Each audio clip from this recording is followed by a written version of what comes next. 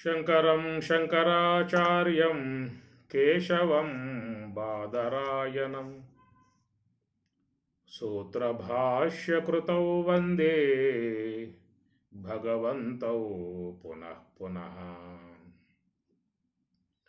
హరలీలావతారాయ శంకరాయ పరౌజసే కైవల్యకలనాకల్ప తరవే గురవే నమః. తరవే గురవే నమః.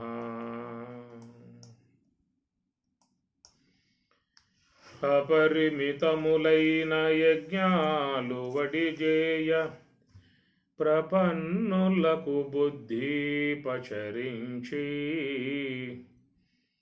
తపముగ ఫల పరిత్యాగము చేయించు కపురుల గరిమల కర్మయోగి తానే తానే ఇందరి గురుడు సానబట్టిన భోగి జ్ఞానయోగి తానే తానే ఇందరి గురుడు. తనరగ కపిలుడై దత్తాత్రేయుడై ఘనమైన మహిమా శ్రీ వెంకటరాయుడై తనరగ కపిలుడై దత్తాత్రేయుడై ఘనమైన మహిమా శ్రీ వెంకటరాయుడై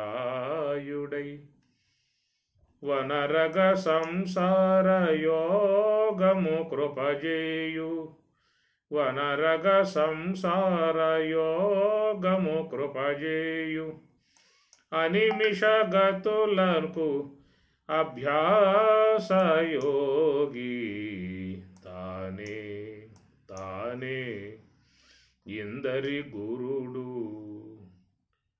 సనబట్టిన భోగి జ్ఞానయోగి తానే తానే ఇందరి గురుడు తానే తానే ఇందరి గురుడు.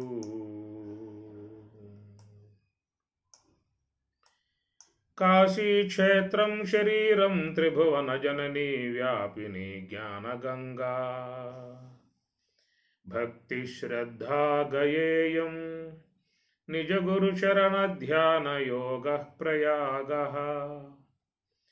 విశ్వేశోయం తురీయః సకల జన మనస్సాక్షి భూతోంతరాత్మా దేహే సర్వం మదీయే యది వసతి పునః తీర్థమన్యత్ కిమస్తి.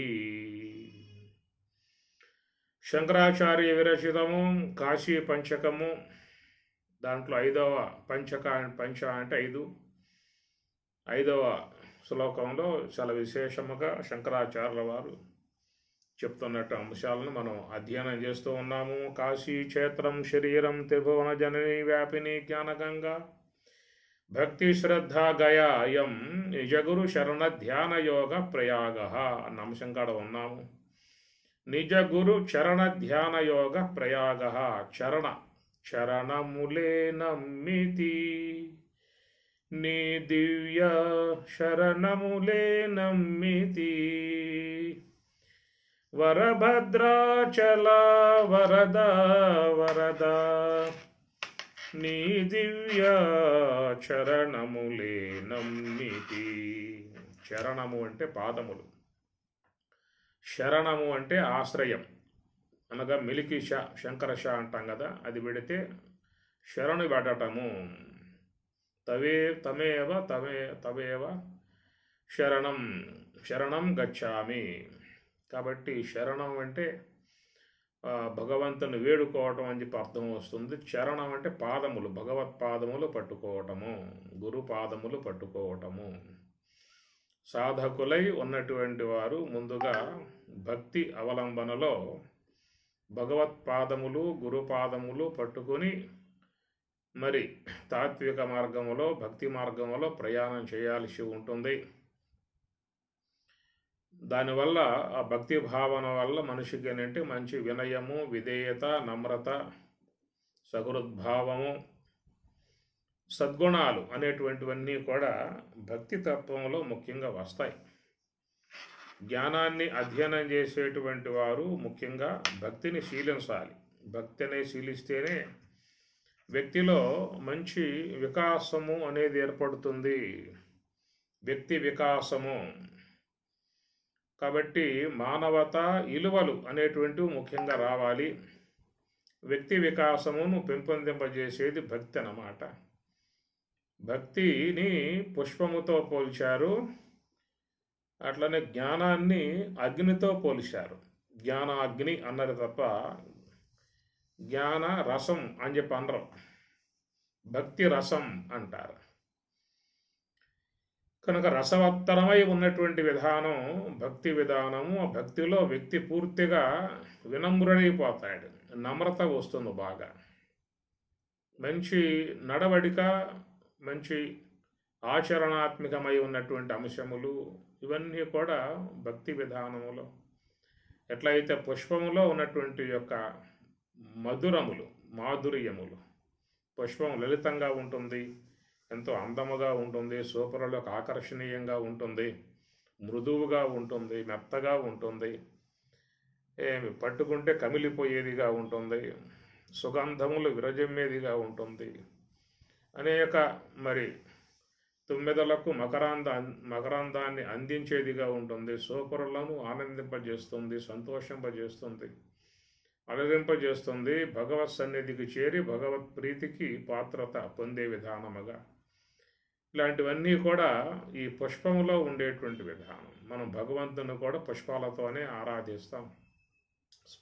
పుష్పార్చన అంటాం, లక్ష బిల్లబార్చన అని, పుష్పాభిషేకము అని, ఇట్లా భగవంతుణ్ణి ఆరాధించే విధానం ఉంటుంది.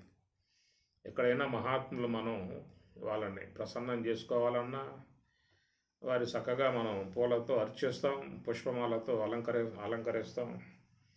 ఇవన్నీ కూడా ఒక భక్తి తత్వం అనేటువంటిది పుష్పముతో పోల్చారు. జ్ఞానం అనేది అగ్నితో పోల్చారు, జ్ఞానాగ్ని అని చెప్పని. అందువల్ల ఈ జ్ఞాన మార్గంలో అడుగు పెట్టేటువంటి వారు, జ్ఞాన మార్గంలో ప్రయాణం చేయాలనే అపేక్ష ఉన్నవాళ్ళు ముందు భక్తి భావనను పెంపొందింప చేసుకోవాలి. కనుక భక్తి వల్ల వ్యక్తిలో మంచి మార్పులు వస్తాయి, సహనం వస్తుంది, ఓర్పు వస్తుంది, త్యాగభావం వస్తుంది, పెద్దల పట్ల పూజ్యభావం వస్తుంది, గురువుల పట్ల పూజ్యభావం వస్తుంది. ఇవన్నీ వ్యక్తి వికాసము అంటారు. దాన్ని వ్యక్తి నిర్మాణం అని కూడా పదం వాడతాం. వ్యక్తి నిర్మాణం అంటారు. ఒక విగ్రహ నిర్మాణం అంటాం కదా, శిల అనేది శిల్పం అయితేనే దానికి పూజ్యత. అదే శిలగా ఉందనుకోండి, వాకిట్లో పడేస్తారు, తొక్కుతూ పోతూ ఉంటారు, దాటుకుంటూ పోతూ ఉంటారు. శిలగా ఉన్నంతకాలం దానికి రోడ్ల పక్కన అనేక ప్రాంతాల సమీపంలో ఎక్కడ పడుంటాయే తప్ప వాటికి గౌరవం ఉండదు. అదే శిల్పంగా మారినట్లయితే దాన్ని తీసుకుపోయి ఆలయంలో ప్రతిష్ఠించి అందరూ కూడా మరి మొక్కుతారు, నమస్కారం చేస్తారు, అభిషేకాలు చేస్తారు. కనుక మరి దాంట్లో ఏమిటంటే ఆ శిలలో కొంత భాగం త్యాగం చేయబడింది అన్నమాట. చేయబడటం కారణంగా దాని నుంచి ఒక శిల్పం అనేది ఆవిర్భావం అవుతుంది. శిల్పి మనస్సులో ఎవరు ఉంటే వాళ్ళ ఆకారం అక్కడ వచ్చేస్తుంది. అమ్మవారి ఆకారం ఆ శిల్పి చెక్కేవాడు మనస్సులో ఉంటే అమ్మవారే ఆ శిల్పమునందు ఆవిష్కరింపబడుతుంది. అదే కృష్ణ పరమాత్మ ఆ శిల్పి యొక్క మనస్సులో ఉన్నట్లయితే ఆ పరమాత్మయే శిలయందు ఆవిష్కరింపబడతాడు. అట్లా ఏ దేవత అయినా, ఆంజనేయ స్వామి కావచ్చు, అయ్యప్ప స్వామి కావచ్చు, షిరిడి సాయి, ఎవరైనా మన మనస్సులో ఏ యొక్క భక్తిభావంతో పూజిస్తామో అట్టి ఆ మనస్సులో ఉన్నటువంటి ఆ తలంపునే మనం శిల్పం మీద తీసుకొచ్చేస్తాం. కనుక ఆ శిల్పంలో ఉన్నది మన మనస్సులో ఉన్నటువంటి రాముడి యొక్క ముద్ర, కృష్ణుని యొక్క ముద్ర. ఏమి అమ్మవారి ముద్ర మన మనసులో ఉన్నాయి కదా. అమ్మవారు ఎట్లా ఉంటుందంటే ఈ విధంగా ఉంటుంది. రామచంద్రుడు ఎట్లా ఉంటాడంటే ఈ విధంగా కోదండపాన్ని ధరించి ఉంటాడు. కృష్ణస్వామి ఎలా ఉంటాడంటే పిల్లన గురవి వేణుగానం చేస్తూ ఉండే విధానంగా ఉంటాడు. ఆంజనేయ స్వామి ఎట్లా ఉంటాడంటే ఈ విధంగా ఉంటాడని మన మనస్సు లోపల ఈ దేవతామూర్తులందరూ కూడా కొలువై ఉన్నారు. మీరు అట్లా రెండు కన్నులు ముకులించి మనస్సులో భావించండి, ఎమ్మటే మీకు మనస్సులో వాళ్ళు ప్రత్యక్షం అవుతారు. అమ్మవారు అనుకుంటే అమ్మవారు వచ్చేస్తుంది, రామచంద్ర అంటే రాముడు వచ్చేస్తాడు, కృష్ణస్వామి అంటే కృష్ణుడు వచ్చేస్తాడు. అట్లా మీరు రెండు కన్నులు ముకులించి కనుక మీ ఇష్ట దైవాన్ని స్మరించినట్లయితే మీ మనస్సులోకి ఆయన వచ్చేస్తాడు. అట్లా మీ మనస్సులో ఏ యొక్క నామం కనుక తలంచినట్లయితే ఏ ప్రకారంగా మనస్సు అనేది తదాకారం అవుతుందో, రామ అంటే రామాకారం అవుతుంది మనస్సు, కృష్ణ అంటే కృష్ణుని యొక్క ఆకారం అవుతుంది మనస్సు, విష్ణు అంటే విష్ణు ఆకారం అయిపోతుంది మనస్సు. ఈ ప్రకారంగా మనస్సులో ఏ తలంపు వస్తే మనస్సు ఆకారాన్ని ధరించి ఆకారమే స్వరూపముగా ఉండిపోయే విధానంగా మన ఎదుట ఉన్నటువంటి శిల అనే దాంట్లో కూడా అన్ని ఆకారాలు ఉన్నాయి. కాబట్టి ఆ శిల్పి చెక్కేవాడికి చెప్పండి, అయ్యా ఆ శిల్పి శిల్పమునందు రాయి శిలయందు రాముణ్ణి ప్రత్యక్షం చేయించాలి అని చెప్పానండి. ఆయన మీకు రాముణ్ణి ప్రత్యక్షం చేయిస్తాడు. లేదు కృష్ణుడు నాకు ప్రత్యక్షం చేయించమని చెప్పానంటే ఆ శిల నుంచి కృష్ణుని యొక్క శిల్పమే మీకు ప్రత్యక్షం కానవస్తుంది. ఆ శిల్పి తీసుకొస్తాడు. ఆ శిలలో అన్ని రూపాలు ఉన్నాయి, నువ్వు భావించుకునే అన్ని రూపాలు దాంట్లో ఉన్నాయి. అమ్మవారు ఉన్నది, కృష్ణుడు ఉన్నాడు, ముక్కోడి దేవతలందరూ దాంట్లో ఉన్నారు. నువ్వు శిల్పికి చెప్పండి పలానా ఆకారం కావాలని చెప్పి అనండి, ఆయన మీకు ఆ శిలలో చూపిస్తాడు, ఆ శిల్పాన్ని చూపిస్తాడు. ఆ విధముగా మరి ఆ కృష్ణ పరమాత్మ వేణుగోపాలుడు ఆకారం రాగానే మీరేం చేస్తారు, ఆ శిల్పాన్ని తీసుకువెళ్ళి ఆలయం కట్టి ఆలయంలో ప్రతిష్ఠ చేసి రోజు కూడా ఆయన సేవించే భక్తులైపోతారు. మీరు ఫలాభిషేకం అని అనేక అభిషేకాలతో మీరు అర్చిస్తూ ఉండే విధానముగా భక్తులైపోతారు, ఆయన సేవలో అట్లా ఉండిపోతారు. అంత మహిమాన్వితమై ఉన్నటువంటి విధానం ఎట్లా వచ్చింది అని చెప్పానంటే మరి అది శిలగా ఉన్నంతకాలం దాంట్లో ఆ మహిమను ఎవరు చూడరు. ఆ శిలే శిల్పముగా పరిణమించినప్పుడు దాని అందరికీ కూడా పూజ్యభావం వస్తుంది, నమస్కార బుద్ధి ఏర్పడుతుంది, అందరూ మొక్కాల్సిందే. నీవు గనక శిలను ఒక రాముడి యొక్క ఆకారము, శివుని యొక్క ఆకారము, విష్ణువు యొక్క ఆకారము, అయ్యప్ప స్వామి ఆకారము, సాయిబాబా ఆకారము ఏదో ఒకటి తీసుకొచ్చి నువ్వు గనక నడివీధిలో పెట్టండి, అందరూ కూడా నమస్కారం చేస్తూ వినమ్రులై భక్తిభావంతో వంగి ఆ విధంగా నమస్కారం చేస్తారు. కాబట్టి శిలగా ఉన్నంత వరకు దానికి ఆ పూజ్యత లేదు, శిల్పం అయినప్పుడే దానికి ఆ పూజ్యత అనేది వస్తుంది. అట్లా మనిషి కూడా శిలలాగా ఉండే విధానం. శిల అని చెప్పనంటే ఉండకూడని అంశాలు చాలా వ్యక్తుల్లో చేరి ఉన్నాయన్నమాట. ఏ ప్రకారంగా అయితే ఆ శిలలో అమ్మవారి కంటే అన్యముగా ఉన్న భావం చేరి ఉన్నదో ఉన్నంత వరకు అమ్మవారు బయటికి రాదు. అట్టనే మరి ఆ శిలలో రాముడు, ఆ రాముని కంటే అన్యముగా ఉన్నటువంటి చిదుగు ఉన్నంత వరకు రాముడిని గోచరించాడు. అట్లనే మరి అయ్యప్ప స్వామి ఆయన కంటే అన్యముగా ఉన్నటువంటి భాగం శిలలో ఉన్నప్పుడు నీకు అయ్యప్ప స్వామి గోచరించాడు. అయ్యప్ప స్వామి కంటే అన్యముగా ఉన్న భాగం శిల్పి తన ఉలితో చెక్కి తీసివేస్తాడు. రాముని కంటే అన్యముగా ఉన్నటువంటి భాగాన్ని శిల్పి తన ఉలితో చెక్కి అవి తీసేస్తాడు. అవి తీసేసినప్పుడు నువ్వు అనుకున్నటువంటి దేవుడు అక్కడ నీకు చక్కగా కనపడతాడు, ప్రత్యక్షమవుతాడు. దానివల్ల అందరికీ కూడా పూజ్యభావం వస్తుంది, ఎంతగానో భక్తిభావంతో సేవించుకునే విధానం వస్తుంది. ఆ ప్రకారంగా మరి వ్యక్తి అనేటువంటి విధానంలో కూడా దైవం లోన ఉన్నాడు, దైవత్వం లోపల ఉన్నది. మరి ఆ దైవత్వాన్ని కప్పివేసినటువంటి అనాత్మంతా పైన చిదుగు చేరి ఉన్నది. ఆ చిదుగంతా చేరి ఉన్నప్పుడు మన లోన ఉన్నటువంటి దైవత్వమును దర్శించుకునే అవకాశం లేదు. ఎవరైతే తన యందు మరి మానవత్వము కంటే అన్యముగా ఉన్నటువంటి యొక్క భాగములు చేరి ఉన్నాయో అవన్నీ కూడా తొలగింపజేసుకున్నప్పుడు మరి ఆయన కూడా లోకంలో లోక పూజ్యుడు అవుతాడు.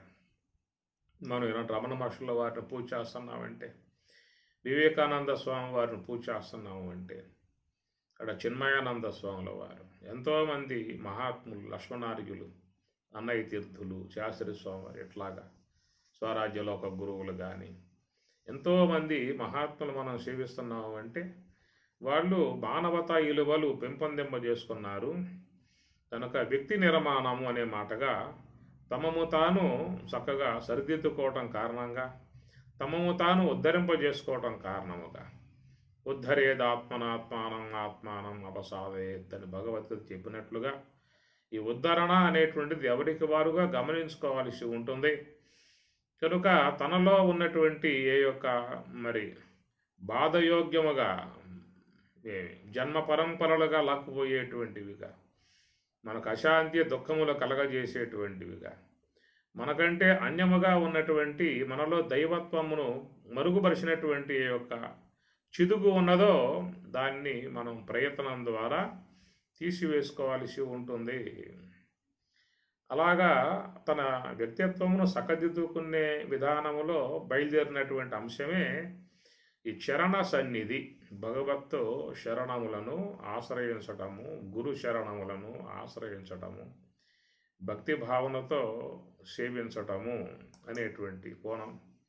మనం చాలామంది చూసినట్లయితే ముందుగా మనకి భక్తి భావాన్నే అందించారు. అన్నమయ్య కానీ, రామదాసు కానీ, త్యాగయ్య కానీ, ముత్తుస్వామి, పురంధరదాసు, మీరాబాయి, సక్కుబాయి, నామదేవ్, తుకారాం, ఇట్లా చూస్తే మనకు వీళ్ళందరూ కూడా మనకేంటంటే ఒక మంచి భక్తి భావనను అందించినటువంటి విధానం. ముందు దాంట్లో ఆ కోణములో మనం పెరగాల్సి ఉంటుంది. జ్ఞాని తర్వాత కావాలి. జ్ఞాని ముందుగా అయ్యామంటే ప్రమాదాలు వస్తాయి.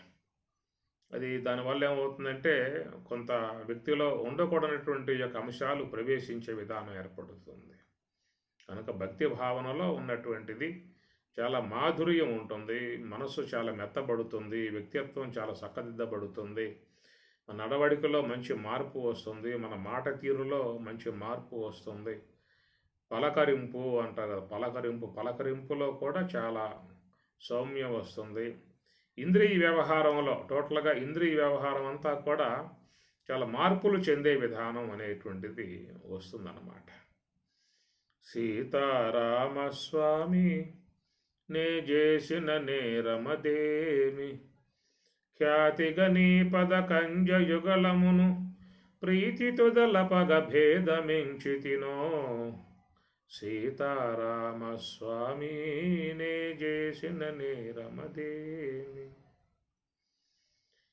రంగుగన 10,000కు రత్నపుటుంగరములు నిన్నడిగితిన, సంగరు బంగరు శాలువ పాగాలంగీల్నడిగట్లడిగితిన, చంగట భూసుర పుంగవులెన్నగ చెవులకు చౌకట్లడిగితిన, మూవల గొలుసులు ముత్యపు సరములు అంగనలకు నిన్నడిగితిన. సీతారామస్వామి నే చేసిన నేరమదేమి,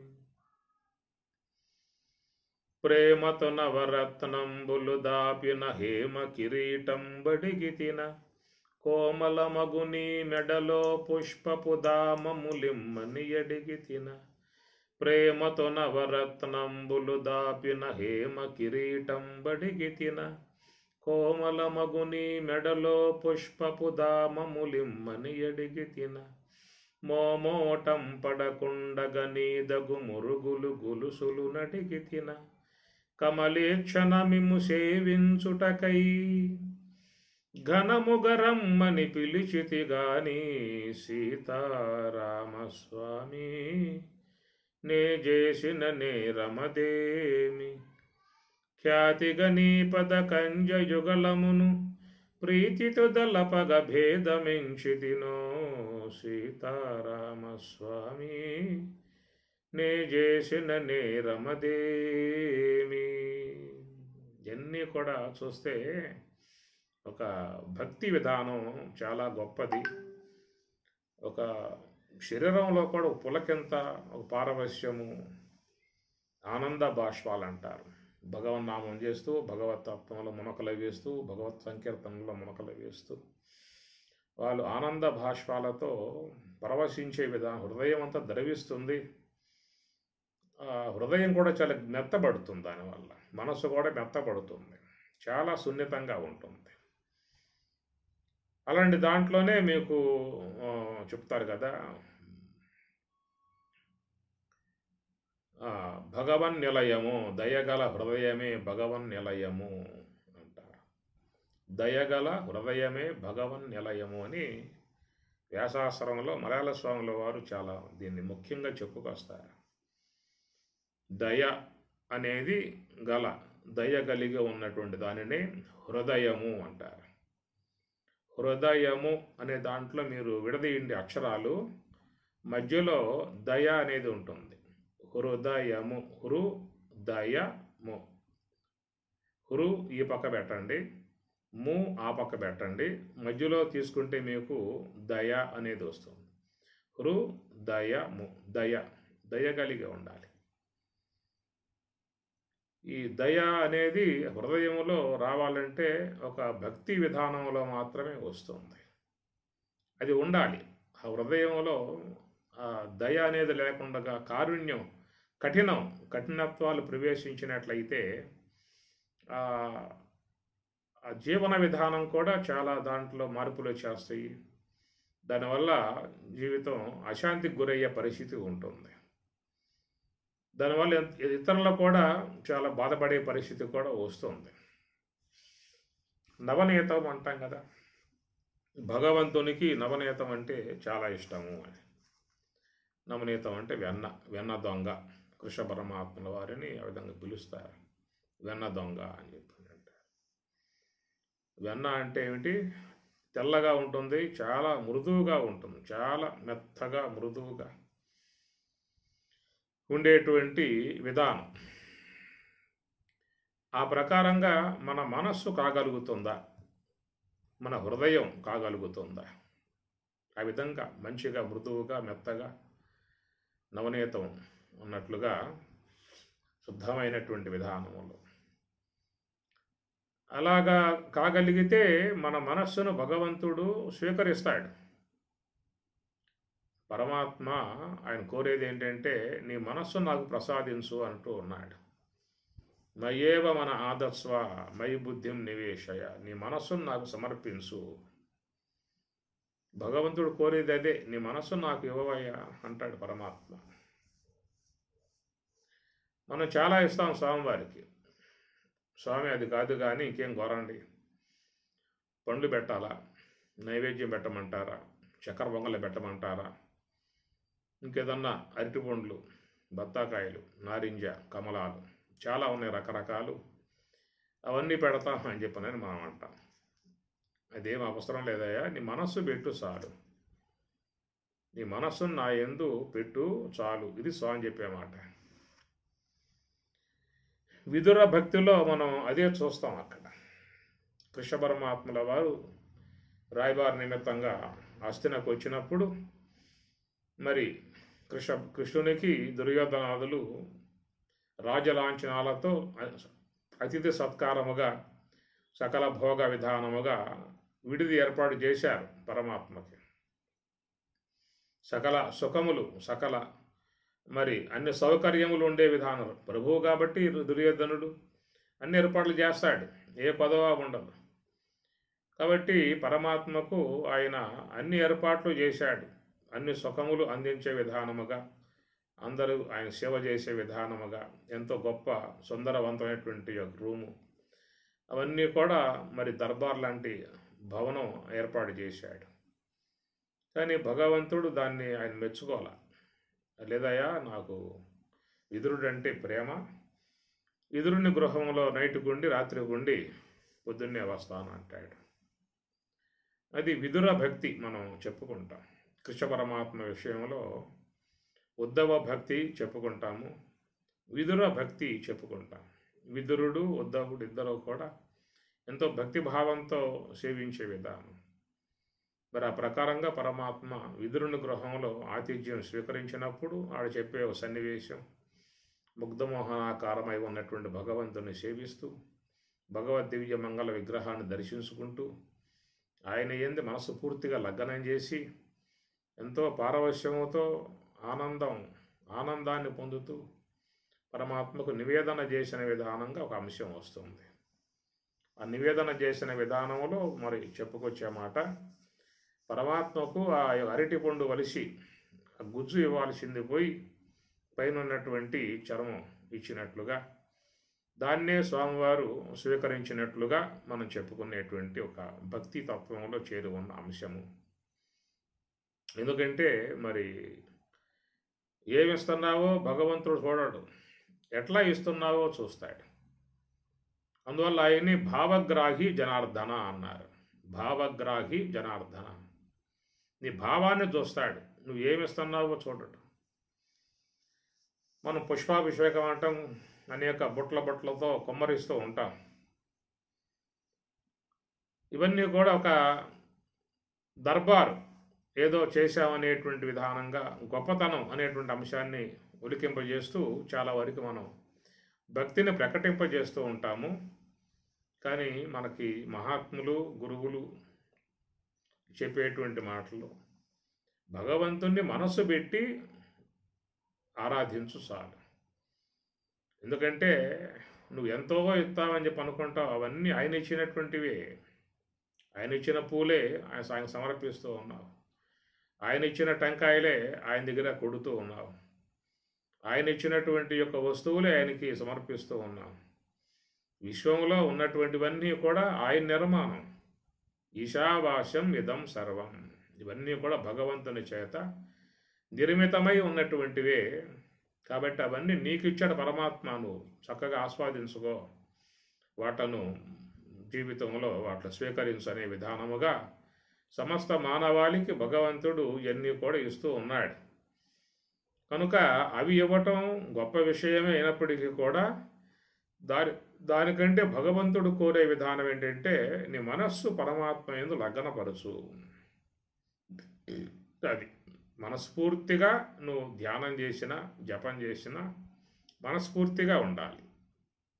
ఏదో చేశాం అనేది కాదు.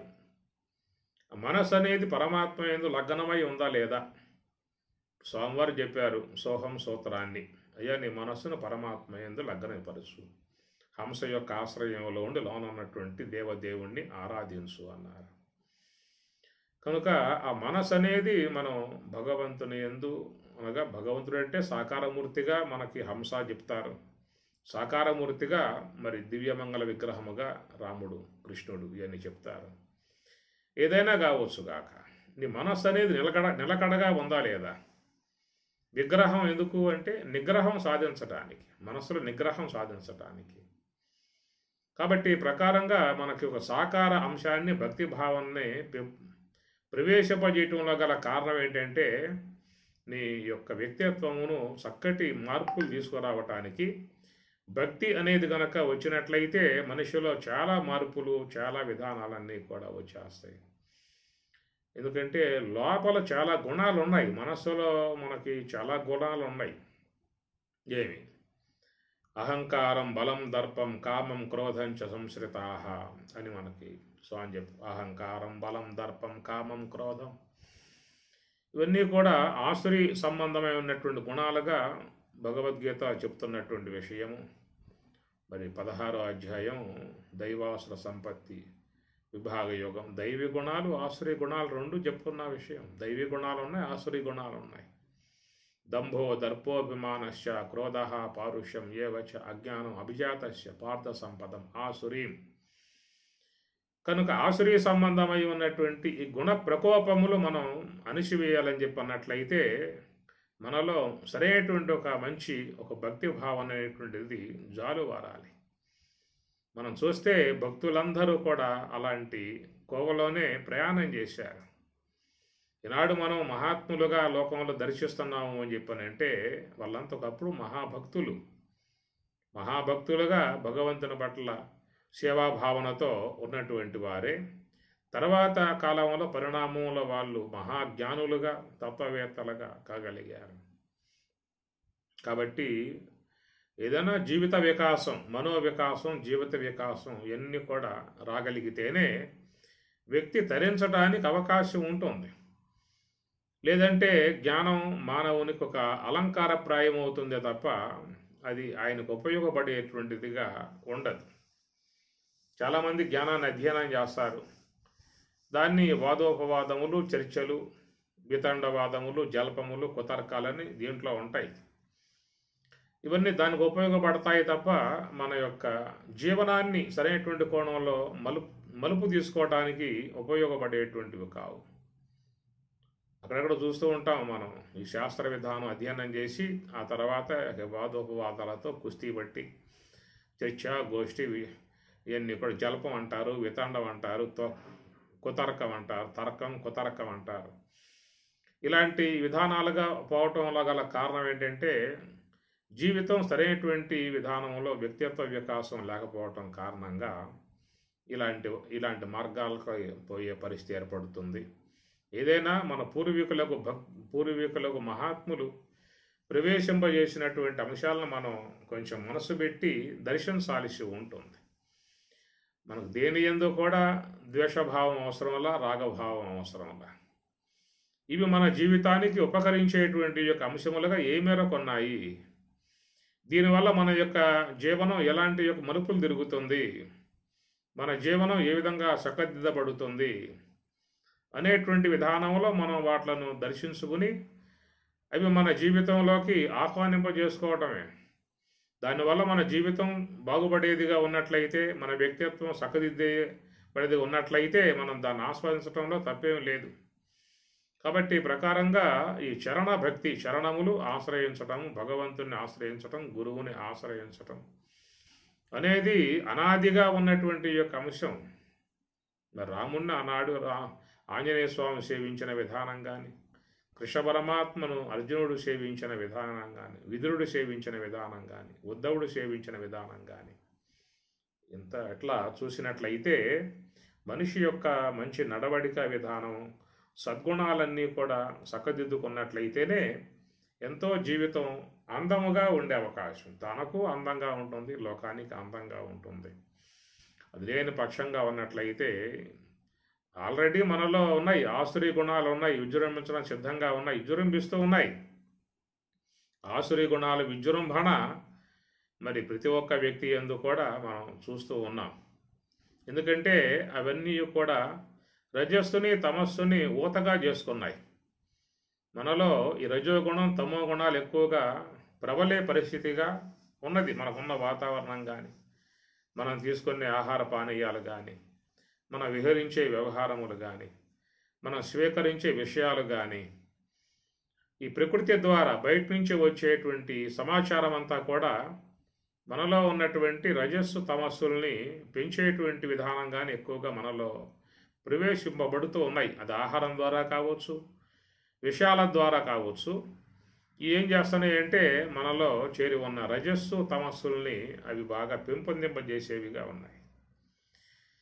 ఈ రజస్సు, తమస్సులు బాగా పెరిగాయి అని చెప్పనంటే లోన ఉన్న గుణాలు, మనసులో చేరి ఉన్న గుణాలకి మంచి శక్తి వస్తుందన్నమాట.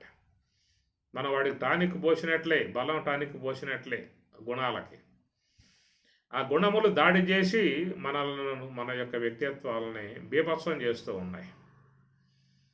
శక్నోతి హైవయస్సోఢుం ప్రాక్శరీర విమోక్షణాత్ కామక్రోధ ఉద్భవం వేగం సయుక్త సుఖీ నర, సయుక్త సహ సుఖీ నర, వాడే మంచివాడు, వాడే సుఖవంతుడు అని స్వామి చెప్తూ ఉన్నారు. శక్నోతి, శక్నోతి అని సమర్థత. శక్నోతి హైవయస్సోఢుం, సోఢుం అంటే ఓర్చుకోవటం. ప్రాక్ శరీర విమోక్షణాత్, దేహం వదలటానికి పూర్వమే అని ఇదన్నీ కూడా చేసుకోవాల్సి ఉంటుంది.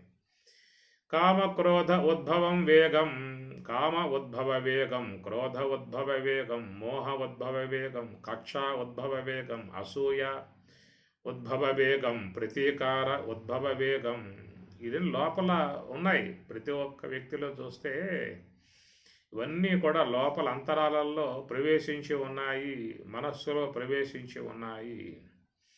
అరయక మత్క్రోధముల్ లోభంబు మోహమద మత్సరములు తరుగవెప్పుడు మనసున నేనేమి చేయుదును నారాయణ అని ఆయన గారు వాపోయిన పరిస్థితి.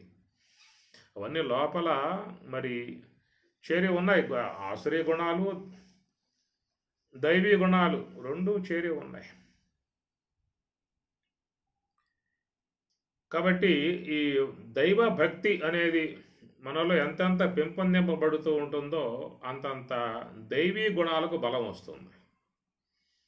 ఆ భక్తి కనుక లోపించింది అని చెప్పనంటే మిగతా సమాచారం అంతా మనకి లోపల చేరి రజస్తు తమస్సులను పెంపొందింపజేసి రజస్తమస్సుల యొక్క ప్రభావంతో లోనున్న గుణాలు ఊపిరి పోసుకుని మన మీద దాడి చేసే విధానంగా ఉన్నాయి.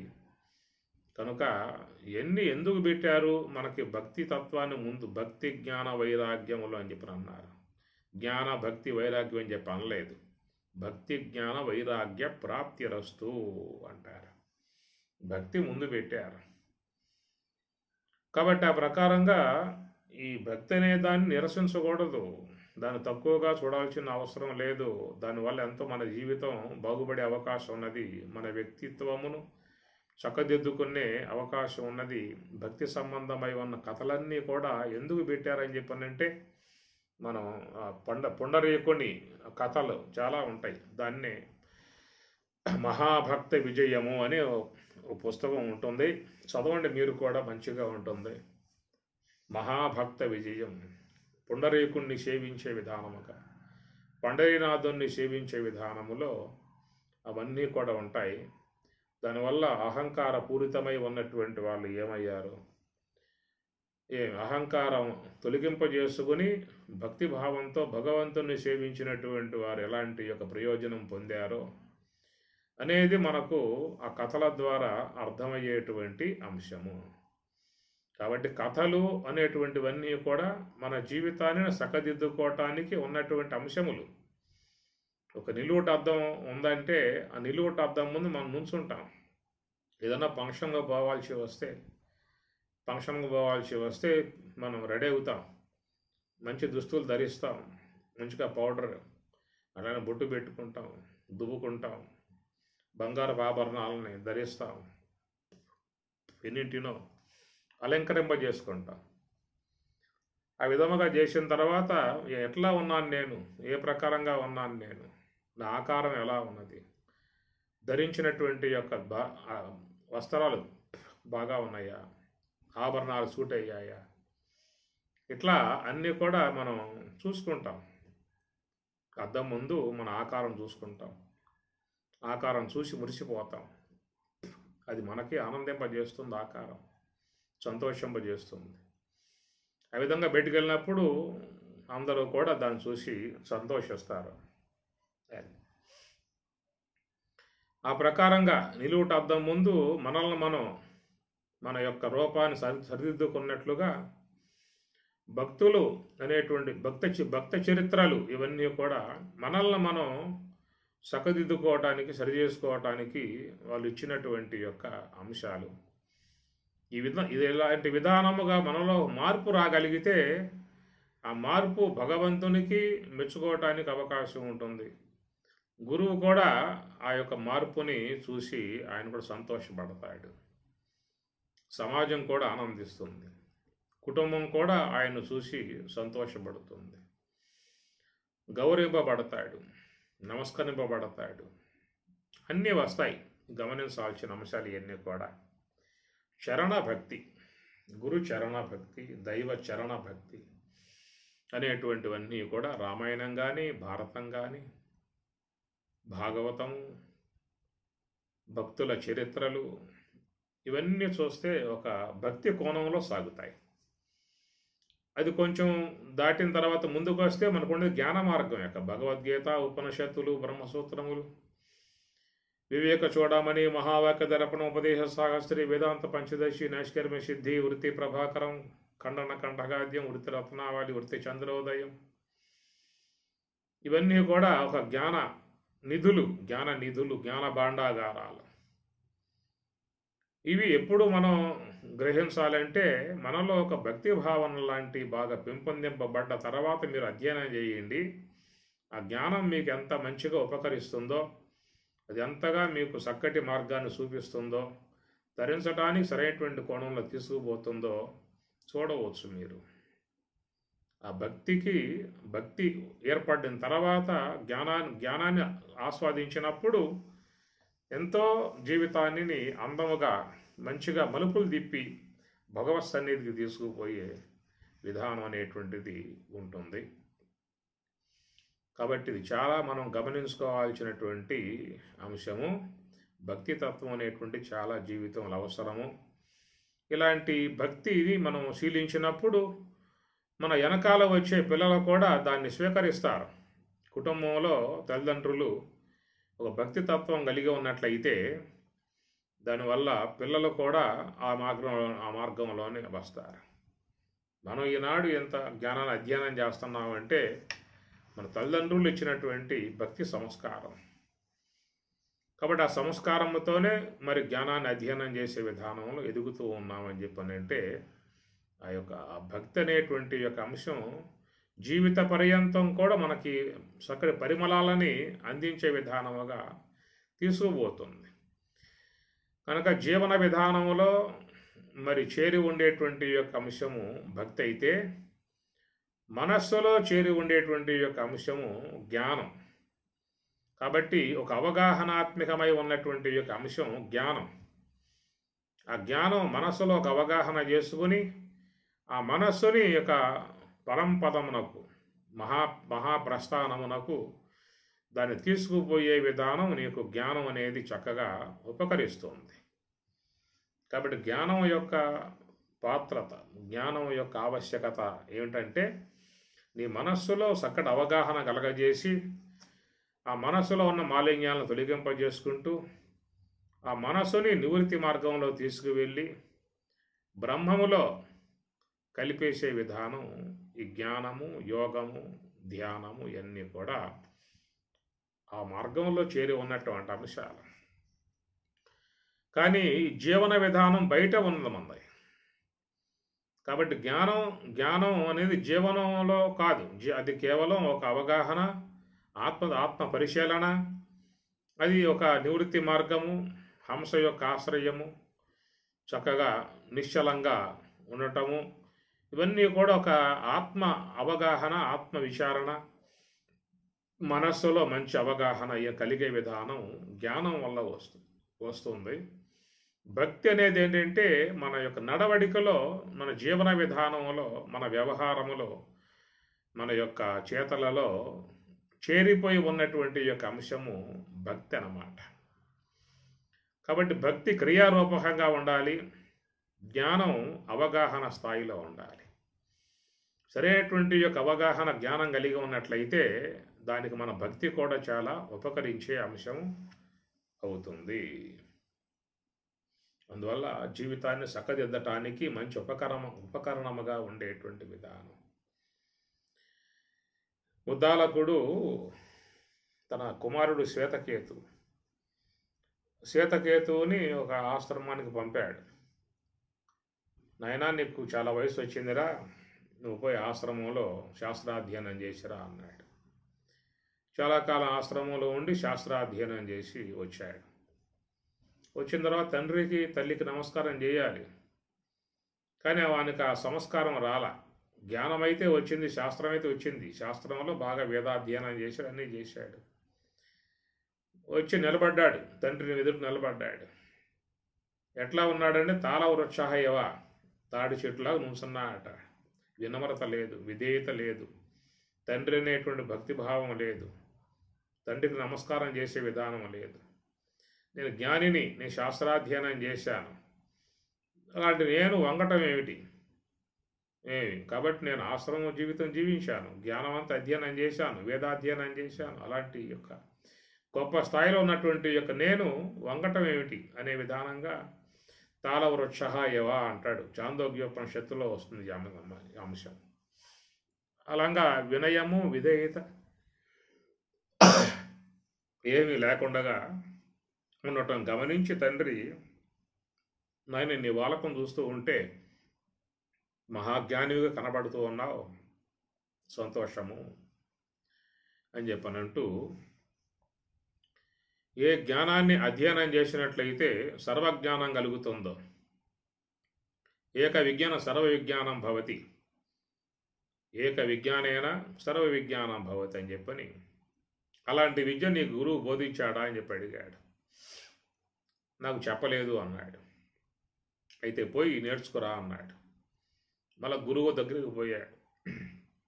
తన తండ్రి ఏ యొక్క విషయం అడిగాడో, నాకు ఆ విద్య బోధించమని చెప్పి అడిగాడు.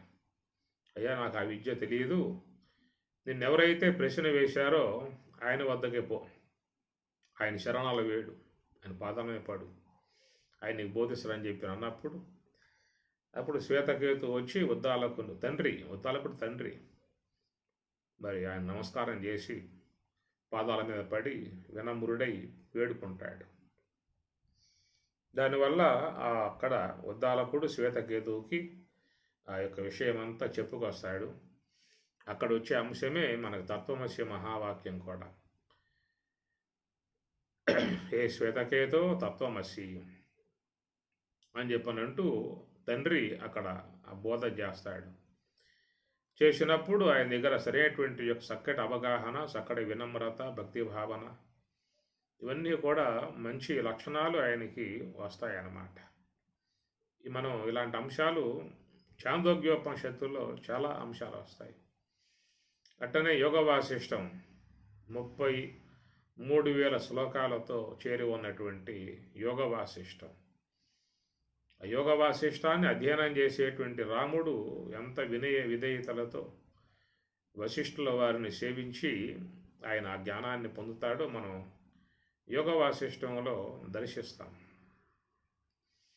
శుక్ల యజుర్వేదముగా పేరుగాంచినటువంటి బృహదారణ్యకోపనిషత్తు, ఆ బృహదారణ్యకోపనిషత్తుని యాజ్ఞవల్కి యొక్క పాదాల చెంత కూర్చుని ఆ గురువును భక్తిభావంతో సేవించి ఎంత వినమ్రత కలిగినటువంటి వాడై జనకుడు యాజ్ఞవల్క్య ద్వారా ఆ జ్ఞానాన్ని పొందినటువంటి యొక్క అంశాన్ని మనం బృహదారణ్యకోపనిషత్తులో దర్శిస్తాం.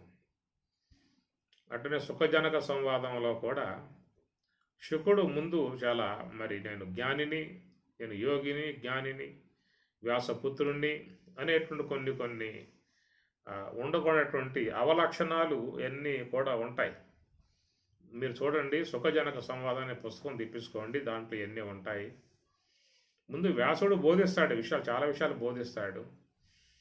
అయితే ఆ వ్యాసుని పట్ల మరి ఎలాంటి పూజ్యభావం, గురుభావం ఇలాంటివి ఏమి లేవు. కొంత లెక్కలేని తనం అంతా ఉందన్నమాట. వినమ్రత లేకపోవటం, విధేయత లేకపోవటం, సరైనటువంటి కోణంలో ప్రవర్తించే విధానం లేకపోవటం, ఇవన్నీ చూసి అబ్బాయి నాకు అంతగా శాస్త్ర జ్ఞానం లేదు, నీకు చెప్పగలిగే నాకు అంత నాలెడ్జ్ లేదు, నువ్వు ఆశించిన విధానంగా నీకు చెప్పగలిగేటువంటి వాడు జనకుడు, చాలా గొప్పవాడు, ఆయన మహాజ్ఞాని, ఆయన దగ్గరికి వెళ్ళి నువ్వు శాస్త్రాధ్యయనం చేయమని చెప్పని పంపిస్తాడు. ఈ విషయం మీకు సుఖజనక సంవాదం దాంట్లో వస్తుంది. అట్లాగా మరి శుకుడు పోయి నేను వ్యాసుని పుత్రుణ్ణి వచ్చాను కనుక నాకు జనకుని దర్శనం కావాలి అనే విధంగా ఒక వినమ్రత, విధేయత, భక్తిభావన, సాధకునిలో ఉండాల్సినటువంటి అంశములు అక్కడ లేవు. తాను చెప్పినటువంటి మాటలను తీసుకుపోయి జనకునికి అందించారు భటులు. ఇట్లా వ్యాసపుత్రుడట, శుకుడట, ఆయన ఏదో జ్ఞానం కోసం వచ్చాయట, మీ దర్శనం కోసం వచ్చాయంట అని ప్రకారంగా చెప్పటంతో ఆయన అవిధేయతను వాళ్ళ మాటల ద్వారా గమనించినటువంటి వాడై ఆయనకి ఎలాంటి పర్మిషన్ ఇవ్వాల, లోపలకు రమ్మని చెప్పని కోరల. అట్లాగా ఆయన అక్కడే వారం రోజుల పాటు ఆ ద్వారం దగ్గరే ఉంటాడు. ఇంకా లోపల నుంచి పిలుపు రాకపోవటంతో మళ్ళీ రెండవ ద్వారం దగ్గరికి పోతాడు. ఆ తర్వాత 3వ ద్వారం వద్ద, 4వ ద్వారం వద్ద చాలా రోజులు అట్లాగే ఉంటాడు. చివరికి ఆయనలో కొంత మార్పులు బాగా వచ్చాయి. తనను తాను గమనించుకున్నాడు. అరే, మనం ఈ ప్రకారంగా ప్రవర్తించటం కారణంగా, ఇలాగా మాట్లాడటం కారణంగా మనల్ని దూరంగా పెట్టేశాడు. కాబట్టి మనం ఒక మహాత్ముని వద్దకు విద్యాభ్యాసం కోసంగా వచ్చినప్పుడు మనం ఎట్లా ప్రవర్తించాల్సి ఉంటుంది, ఏ విధంగా ప్రవర్తించాల్సి ఉంటుంది, మన ప్రవర్తన ఎలా ఉన్నది, ఇన్ని రోజులుగా మనం ఇక్కడ కూర్చున్నాము అని చెప్పానంటే, లోపలికి ఆయన రమ్మని చెప్పని ఆహ్వానం లేకపోయిందని చెప్పానంటే, దానికి కారణం ఆయన కాదు, నా యొక్క ఆచరణ, నా యొక్క మాట తీరు, నా యొక్క ప్రవర్తన, ఇది నన్ను దూరం చేసింది అని చెప్పని తర్వాత పశ్చాత్తాపం చెంది, ఆ తర్వాత వచ్చిన పరిణామాలను గమనించి జనకుడు శకునికి లోపలికి ఆహ్వానం చేసి అర్ఘ్యపాద్యములు ఇచ్చి ఆయన సేవించి, అతిథి కాబట్టి సేవించి, ఆ తర్వాత అక్కడ వినయ విధేయతలతో జనకుని ద్వారా ఎంతో జ్ఞానాన్ని అధ్యయనం చేసిన విధానం మనం సుఖజనక సంవాదం అనే దాంట్లో చాలా ప్రశ్నలు వస్తాయి, చాలా సందేహాలు, ప్రశ్నలు, తాత్విక పరమై ఉన్నటువంటి అంశాలు, సాధకులకు బాగా పనికొచ్చేటువంటి అంశాలు దాంట్లో ఉంటాయి. ఇదొక మంచి మార్పు విధానాన్ని మనం చూస్తే గమనించవచ్చు అన్నమాట. కాబట్టి వ్యక్తులలో ఒక పరిణామం రావాలనేటువంటి ఒక భావన మనం గ్రంథాలలో చూస్తూ ఉంటాం ముఖ్యంగా. అట్లా భగవద్గీత మీరు తీయండి, ప్రథమంగా విషాదయోగంలో అర్జునుడు ప్రవర్తించిన తీరు, మాట్లాడిన తీరు, పరమాత్ముడి లెక్కలేనితనంగా విహరించిన తీరు, ఏమి భగవంతుడు కూడా కేవలం మిన్నగా ఉండాల్సి వచ్చింది, ఏం మాట్లాడే అవకాశాలు లేవు అక్కడ. ఎందుకంటే మరి అలాంటి స్వభావంతో అర్జునుడు ఉండటం కారణంగా పరమాత్మ ఏమీ మాట్లాడలేదు. ప్రథమాధ్యాయంలో చూస్తే ఆయన చెప్పిన ఇంటూ కూర్చున్నాడే తప్ప అట్లా ఇట్లా కాదురా అనేటువంటి మాట కూడా ఆయన ఏమి చెప్పినట్లు లేదు. మీరు విషాద యోగం చూస్తే మీకు అర్థమవుతుంది.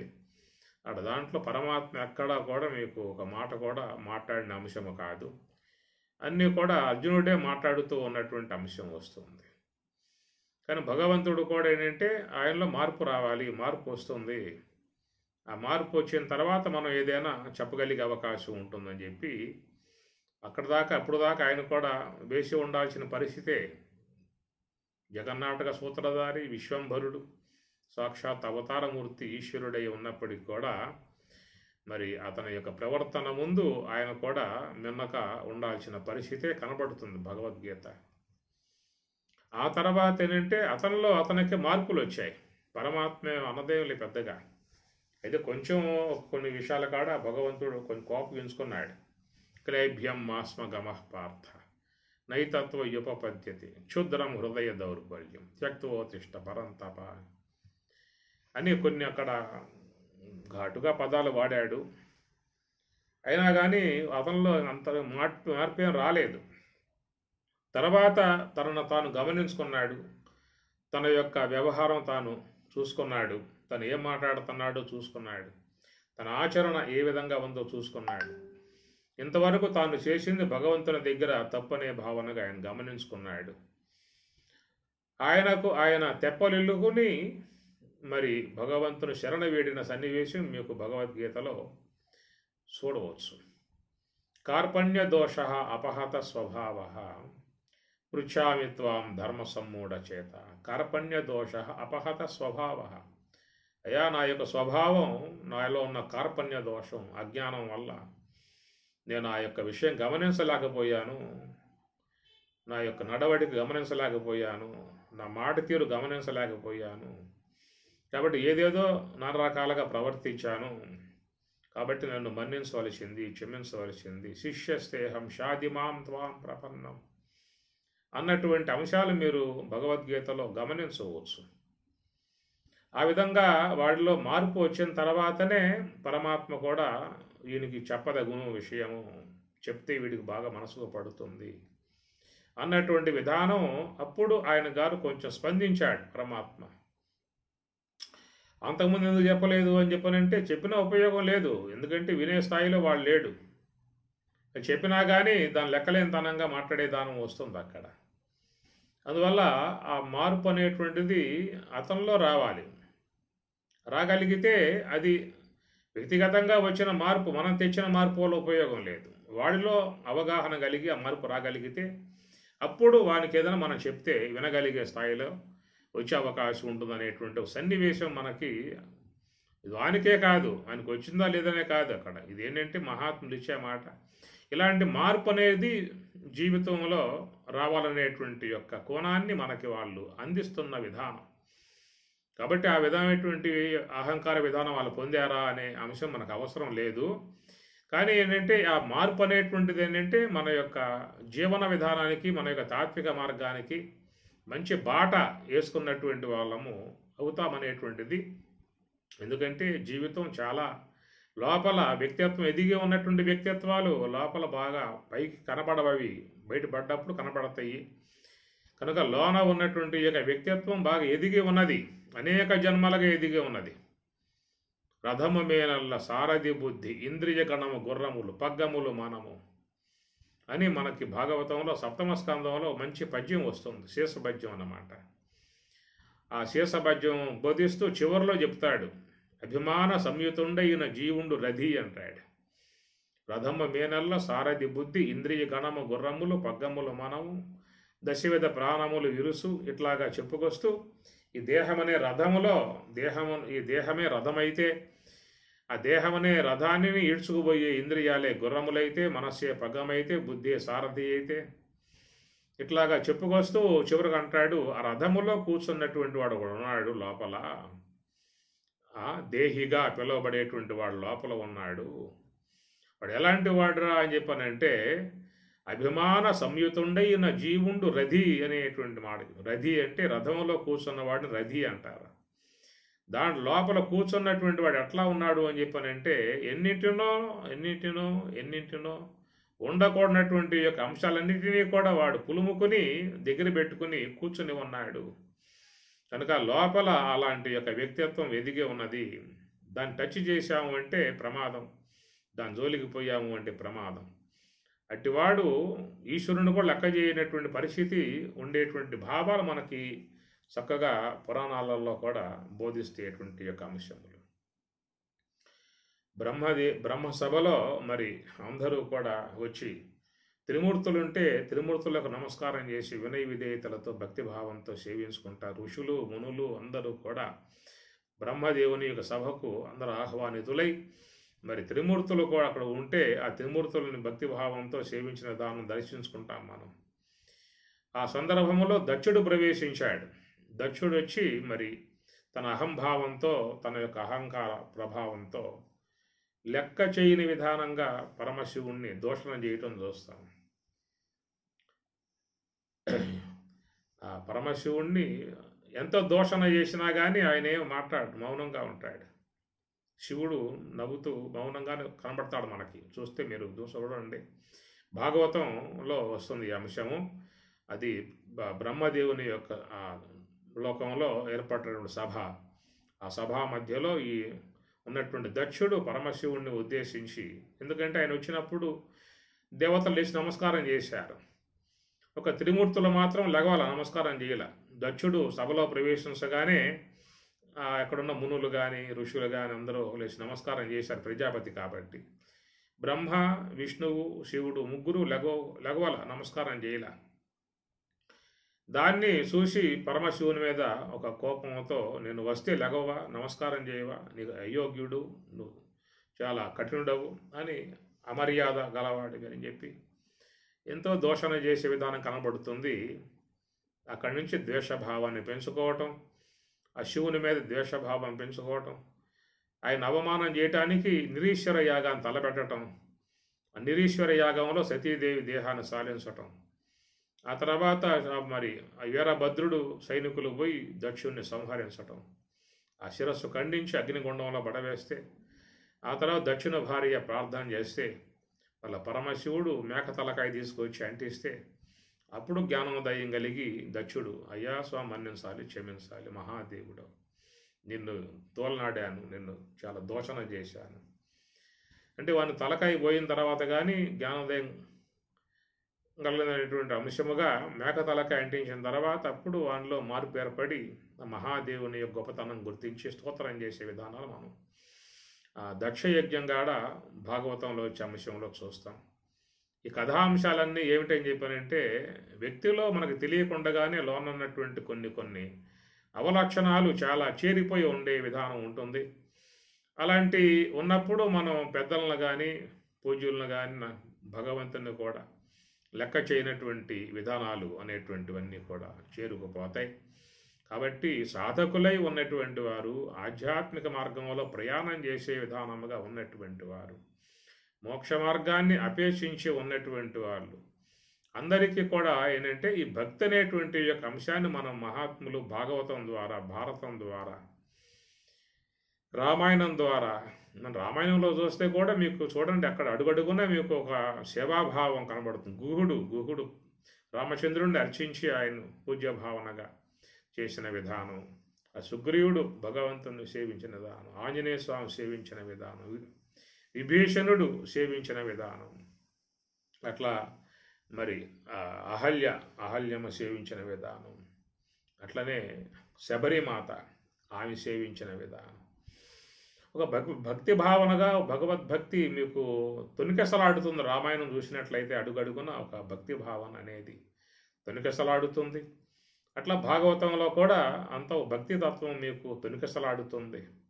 అట్లా భారతంలో కూడా పాండవులు కృష్ణ పరమాత్మ పట్ల ఉన్నటువంటి భక్తి భావనతో ఎన్ని చూసినట్లయితే మన జీవన విధానాన్ని సరిదిద్దుకోవటానికి మన ఎదురుగా ఉన్నటువంటి నిలువుట అద్దాలు ఇవన్నీ కూడా ఏదైనా చేసుకుంటే అది మనకే మంచిది. మన యొక్క జీవన విధానంలో మార్పు తెచ్చుకుంటే అది మనకే మంచిది, మన జ్ఞాన మార్గానికి మంచిది, మన జీవన విధానానికి మంచిది.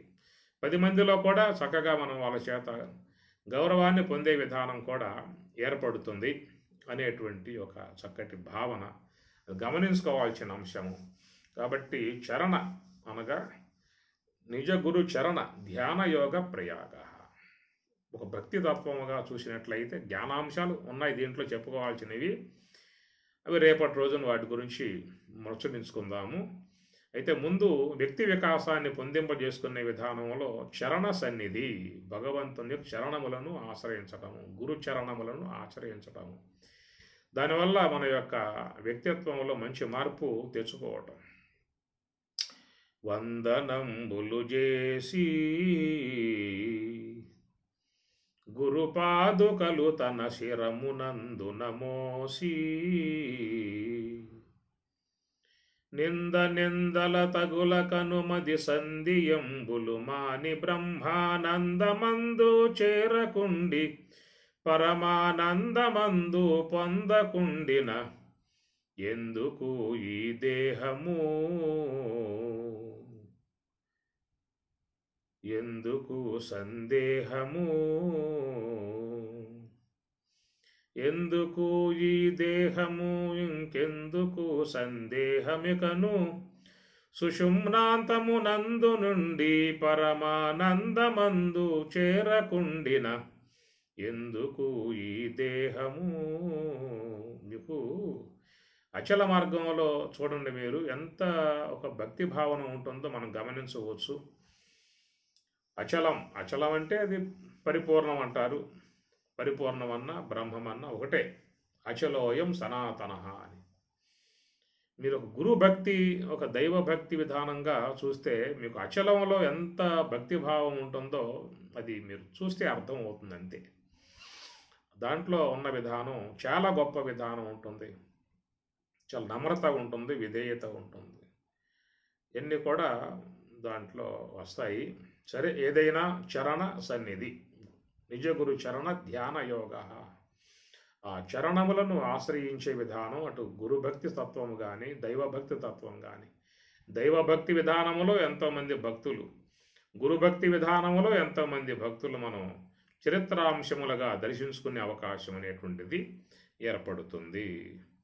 ఓం సహనా భవతు సహనౌ భునక్తు సహ వీర్యం కరవావహై తేజస్వినావధీతమస్తు మా విద్విషావహై. ఓం శాంతి శాంతి శాంతి. హరి ఓం తత్సతు.